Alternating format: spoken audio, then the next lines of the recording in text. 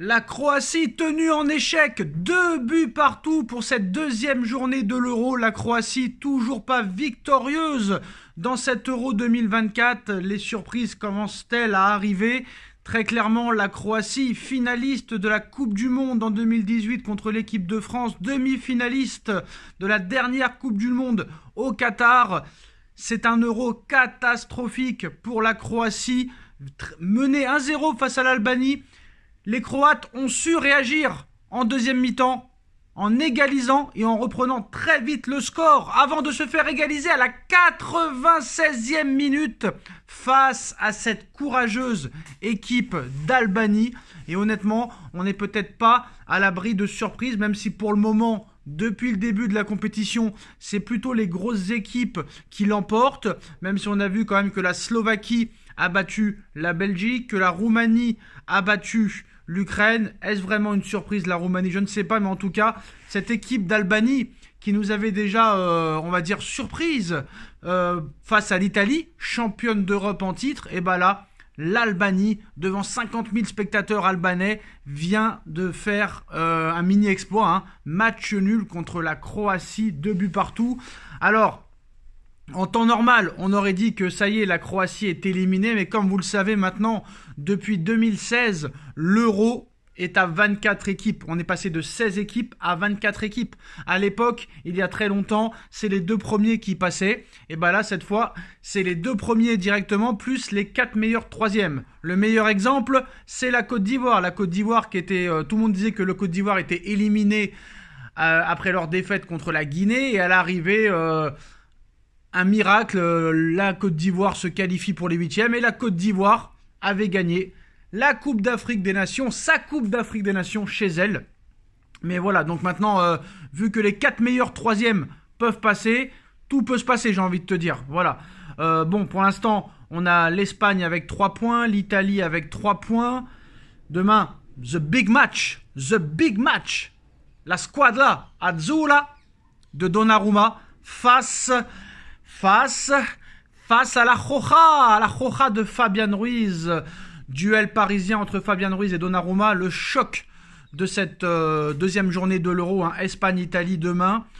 Et si jamais il y a un vainqueur, tout sera encore possible. C'est sûr que si l'Espagne et l'Italie font match nul, l'Espagne aura 4 points, l'Italie aura 4 points et l'Albanie et la Croatie se retrouveront avec 1 point.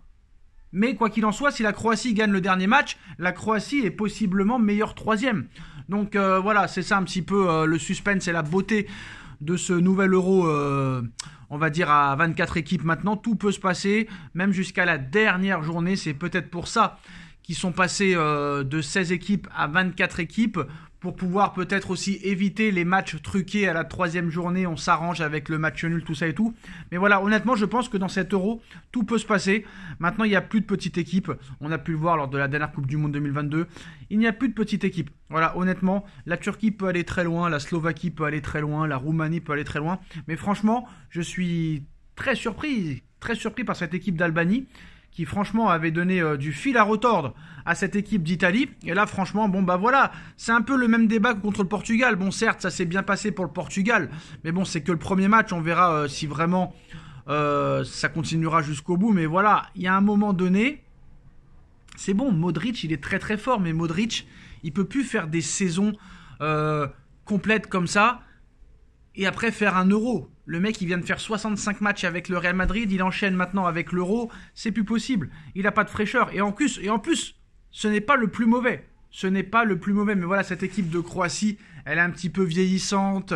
C'est un jeu téléphoné, c'est toujours le même système de jeu. Voilà, cette équipe d'Albanie n'a rien à perdre et elle le met sur le terrain. C'est ça qui est bien. Donc maintenant, honnêtement, tout peut se passer dans ce groupe et je pense que cet Euro peut nous révéler plusieurs surprises. Mais on va passer à l'information mercato de cette journée, les postos, après ce match nul de la Croatie, 2-2 face à cette équipe surprise de l'Albanie. Le Real Madrid veut encore jouer un sale coup à Paris. Le Real Madrid se distingue depuis plusieurs années par sa capacité à anticiper ses besoins dans son effectif et la direction madrilène espère convaincre dès cet été un nouveau joueur du Paris Saint-Germain.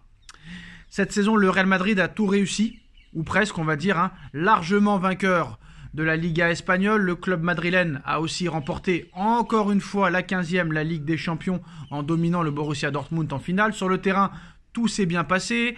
La Supercoupe d'Espagne, la Ligue des Champions, la Liga, et pour la formation emmenée par Vinicius Junior et pour que le club puisse continuer à dominer l'Europe, la direction n'a pas arrêté de travailler sur le marché des transferts dans ce sens. Il y a quelques jours déjà, le Real Madrid a officialisé l'arrivée de Kylian Mbappé et de Endrick. Pour rappel, avec la forme actuelle des attaquants entre Brahim Diaz, 24 ans, Endrick, 18 ans, Arda Güler, buteur hier contre la Géorgie et qui n'a pas fini de nous surprendre, 19 ans, Vinicius, 23 ans, Mbappé, 25 ans, Rodrigo, 23 ans, Joselu, qui a quand même permis au Real d'aller en finale de Ligue des Champions.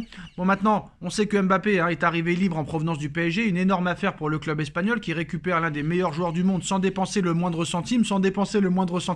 Ça coûte quand même 57 millions d'euros net par mois, plus 100 millions d'euros de primes à la signature. Donc je pense pas que ce soit très clairement gratuit. Hein. Voilà. Paris qui espérait réussir à le faire prolonger pour récupérer une indemnité de transfert. Et malgré cette belle arrivée, le Real Madrid n'a pas fini de se montrer actif sur le mercato. Au contraire, Florentino Pérez se distingue par sa capacité à tout anticiper. Dans ce sens, plusieurs renforts ont déjà été ciblés pour les années à venir. L'objectif de Pérez, après avoir eu Mbappé gratuit, même si c'est pas forcément gratuit, c'est de recruter Lenny Yoro ainsi qu'Alphonso Davies l'été prochain, qui seront en fin de contrat gratuitement, qui pourraient débarquer rapidement. On parle également d'une arrivée imminente de Florian Wirtz pour la saison prochaine. Et ce mercredi, la presse espagnole évoque un autre dossier très très très chaud. Selon AS, le Real Madrid pense aussi à renouveler très rapidement son couloir droit. On va pas se mentir, auteur d'une saison XXXL, peut-être la meilleure de sa carrière, Dani Carvajal va bien sûr continuer avec le Real Madrid, mais il est sous contrat jusqu'en 2025. Encore un an de contrat, il devrait normalement prolonger d'une année supplémentaire. Pour sa doublure, Lucas Vázquez, il va quitter le club en 2025 et le Real Madrid cible 2 joueurs pour ce poste de latéral droit à l'avenir.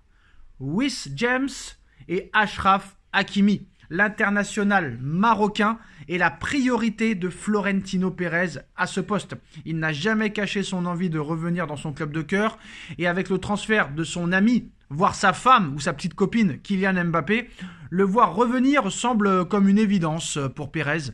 Et selon les informations du média madrilène, le Real Madrid ne compte pas négocier un transfert avec le Paris Saint-Germain puisque les relations entre les deux clubs sont très tendues. Les merengues veulent que Hakimi arrive libre en 2026 pour récupérer libre le Marocain.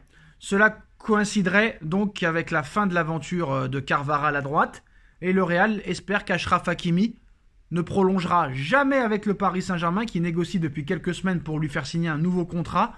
Et l'idée est donc de faire comprendre à Hakimi que refuser cette prolongation lui ouvrirait directement les portes du Real Madrid dans un an ou deux. Et cela ne va pas plaire du tout au Paris Saint-Germain.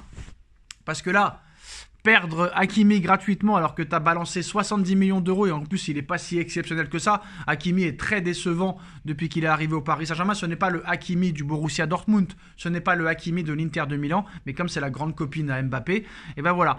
Mbappé gratuit, Alphonso Davies peut-être gratuit l'été prochain, Hakimi peut-être gratuit dans 2 ans. Voilà le plan de Pérez. Dites-nous en commentaire ce que vous en pensez. Est-ce que Paris doit vendre Hakimi cet été ou l'été prochain absolument pour éviter de le voir partir libre?